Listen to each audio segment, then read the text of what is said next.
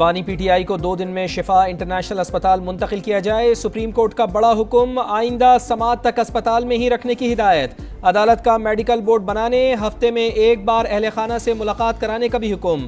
Doctor Faisal سلطان اور بانی کی بہن ڈاکٹر عظمیٰ بھی بورڈ کا حصہ ہوں گی۔ 7 صفحات پر مشتمل تحریری حکم نامہ جاری۔ اسپتال کے باہر کسی بھی سیاسی اجتماع کو روکنے اور سیکیورٹی یقینی بنانے کی ہدایت۔ آئندہ سماعت تک اہل خانہ اور پارٹی ارکان صحت سے متعلق تفصیلات بیان نہیں کریں گے۔ یقین دہانیوں کی خلاف ورزی ہوئی تو دیا گیا ریلیف واپس ہو سکتا ہے۔ ریلیف کا استعمال غلط لگے تو حکومت بھی درخواست دے سکتی ہے۔ کیس میں نوٹس نہ ملنے کا سرکاری وکلا کا اعتراض مسترد۔ بانی کا تمام میڈیکل ریکارڈ بھی طلب کر لیا گیا۔ سماعت 16 ستمبر تک ملتوی۔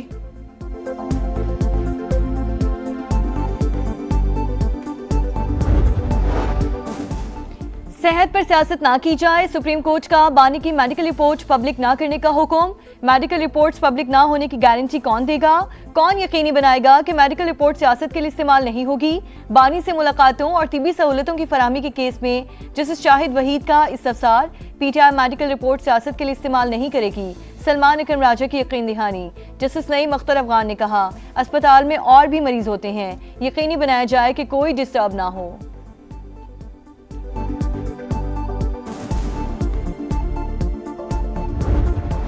یہ پرووائیڈ کرتا ہے کہ پہلے ایک بورڈ ہوگا، بورڈ یہ فیصلہ کرے گا کہ آیا جیل کے اندر علاج ہونا ہے یا جیل کے باہر ہونا ہے۔ جیل کے باہر اگر لے جانا ہے تو ہر صورت میں سرکاری ہاسپٹلز میں ہی یہ سہولیات میسر ہوتی ہیں۔ تو اس ابہام کو دور کرنے کے لیے اور جو مناسب ماڈیفیکیشنز ہیں تاکہ جو آرڈر ہے وہ آئین اور قانون کے جو صحیح پیرامیٹرز ہیں ان کے مطابق ہو، اس کے لیے سپریم کورٹ آف پاکستان سے رجوع کیا جائے۔ حکومت بانی پی ٹی آئی کے اسپتال منتقلی کے حکم پر نظر ثانی کے لیے سپریم کورٹ سے رجوع کرے گی۔ وفاقی وزیر قانون اعظم نذیر تارڑ کا اعلان، کہا قانونی ٹیم نے بانی پی ٹی آئی کے علاج سے متعلق حکم نامے کا جائزہ لے لیا، کسی سرکاری اسپتال میں معائنے پر بھی مشاورت کی گئی ہے، قانونی ابہام دور کرنے کے لیے اپیل دائر کی جائے گی۔ امید ہے انشاءاللہ تعالیٰ کہ اس کو امپلیمنٹ کیا جائے گا، اور میں بھی یقین دہانی کراتا ہوں کہ سپریم کورٹ نے جو آرڈر کیا ہے اس پہ ہم من و عمل کریں گے۔ آگے بات بنے گی تو بہتری انشاءاللہ تعالیٰ آئے گی۔ حکومت کو کنکریٹ سٹیپ لینے چاہیے، ڈائلاگ کی طرف بالکل بڑھنا چاہیے۔ Chairman P T I barrister Gohar supreme court کے فیصلے سے خوش، حکومت سے فوری عمل درآمد کا مطالبہ، کہا عدالتی فیصلے پر عمل کرنے سے ملک کا سیاسی درجہ حرارت نیچے آئے گا، تحریک انصاف عدالتی حکم پر مکمل عمل کرے گی، ہاسپٹل کے باہر کارکنان جمع نہ ہوں تاکہ علاج میں رکاوٹ نہ آئے۔ وزیر اعلیٰ خیبر پختونخوا سہیل آفریدی کا بھی خیر مقدم، بولے کوئی ایسا قدم نہیں اٹھائیں گے جس سے عدالتی فیصلے کی توہین ہو۔ سلمان اکرم راجہ نے کہا عدالت عظمیٰ سے امید کی کرن جاگی ہے، بانی پی ٹی آئی کی صحت ٹھیک نہیں، ماہر ڈاکٹرز پر مشتمل بورڈ علاج معالجے کی نگرانی کرے گا۔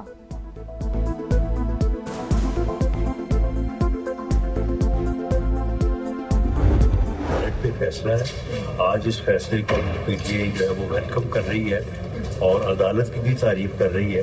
تو انہوں نے بڑی دیر کی، یہی ایک سیدھا اور لیگل راستہ تھا۔ ہم سپریم کورٹ کے فیصلے کو جو ہے وہ آنر کرتے ہیں۔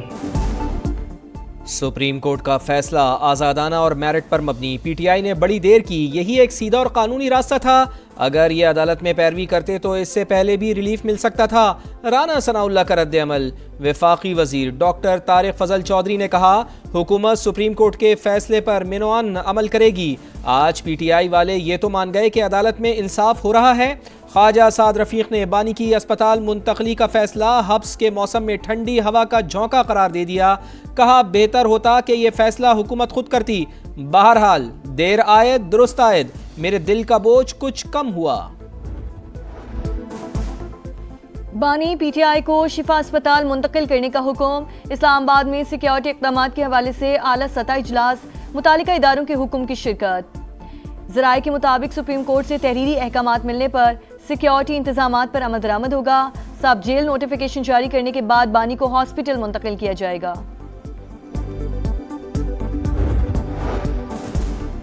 بانی پی ٹی آئی سے بہن نورین نیازی کی ملاقات، کانفرنس روم میں نصف گھنٹہ جاری رہنے والی ملاقات میں بانی کی صحت اور قانونی امور پر بات چیت۔ نورین نیازی نے عدالتی فیصلے سے بھی آگاہ کیا، علیمہ خان اور ڈاکٹر عظمیٰ کو اجازت نہ ملی، بشرا بی بی کی بھی شوہر سے ملاقات کرا دی گئی، فیملی سے بھی ملوا دیا گیا۔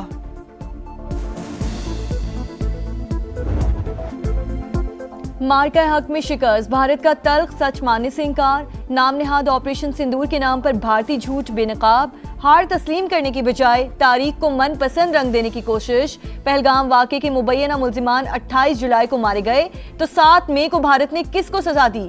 ISPR نے سوالات اٹھا دیے۔ بھارتی ڈاکیومنٹری حقائق مسخ کرنے کی کوشش، جذباتی بیانی اور فلمی انداز کی عکاس قرار۔ پاکستان نے بھارتی جارحیت ناکام بنائی، 8 طیارے مار گرائے، 26 بھارتی فوجی اہداف ملیہ میٹ کیے۔ آئندہ بھی کسی مہم جوئی کا فیصلہ کن جواب دیا جائے گا۔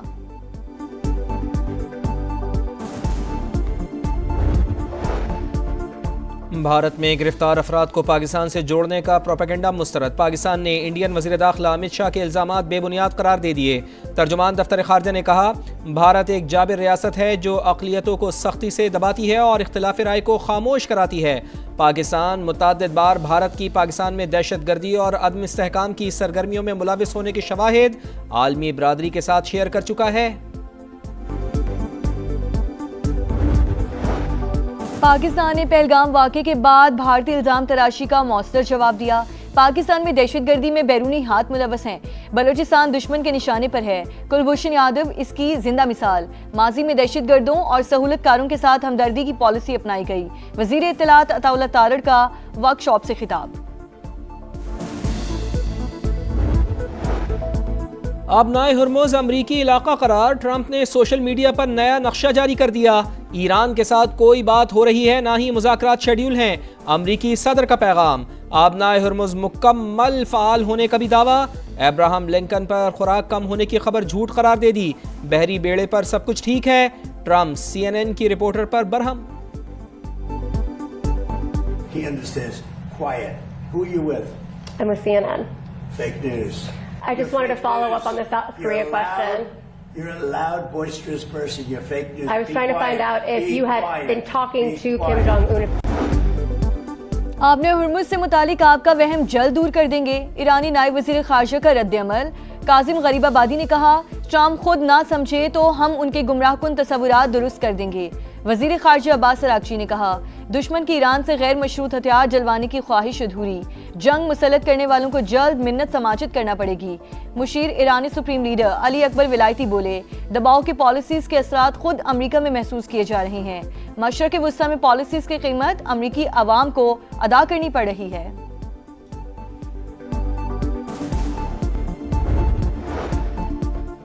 وزیر اعظم نے پاکستان میں گوگل آفس کا افتتاح کر دیا، پاکستان گوگل کے لیے اہم اور خوبصورت سفر کا آغاز قرار، نوجوانوں اور ٹیکنالوجی کے شعبے میں اہم کردار ادا کر سکتا ہے۔ شہباز شریف کی وفد سے گفتگو، گوگل کے نائب صدر کی جانب سے طویل مدتی شراکت داری کی خواہش کا اظہار۔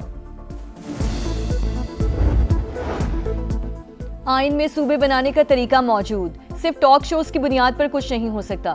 سندھ کے سینئر وزیر شرجیل انعام میمن نے نئے صوبوں کے قیام سے متعلق مطالبات مسترد کر دی، کہا خالد مقبول صدیقی اور مصطفیٰ کمال سیاسی طور پر ختم ہو چکے، دانستہ طور پر اشتعال انگیزی کر رہے ہیں، معاملے کو تنازع کا حصہ بنانے کے بجائے قانون کے مطابق عمل کیا جائے۔ پیٹرولیم لیوی نامنظور، جماعت اسلامی کا ملک بھر میں تیسرے روز بھی احتجاج، 73 IPPs کے ساتھ معاہدوں پر نظر ثانی کی جائے۔ حافظ نعیم الرحمان کی لاہور میں میڈیا سے گفتگو، ہڑتال کی کال کا اندیا، کہا حکومت اپنی نااہلی چھپانے کے لیے زبردستی کا ٹیکس لے رہی ہے، FBR کرپشن کا گڑھ بن چکا، ادارہ ختم کر کے لوگوں کے پیسے بچائے جائیں۔ ڈرگ ڈیلر انمول عرف پنکی کے خلاف قتل بھی سبب کے مقدمے میں فرد جرم عائد، ملزمہ کا صحت جرم سے انکار، کراچی کی مقامی عدالت نے گواہوں کو طلب کر لیا، نوٹس جاری۔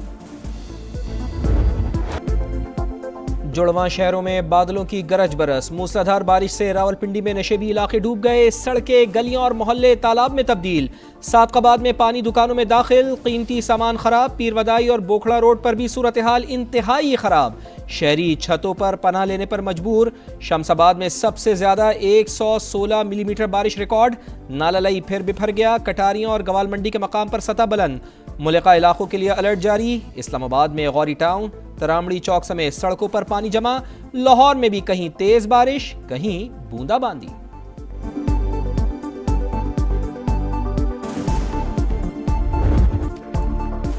لاہور انتظامیہ کی سنگین غفلت، کھلا مین ہول ایک اور معصوم کی جان لے گیا۔ ہنجروال میں 7 سال کا بچہ جاں بحق، گلی میں 1 نہیں 5 مین ہول کے ڈھکن غائب ہونے کا انکشاف۔ واسا والے کہتے رہے ہمارا ایریا نہیں، بچے کی جان گئی تو ڈھکن لگانے پہنچ گئے، شہریوں کی دہائی۔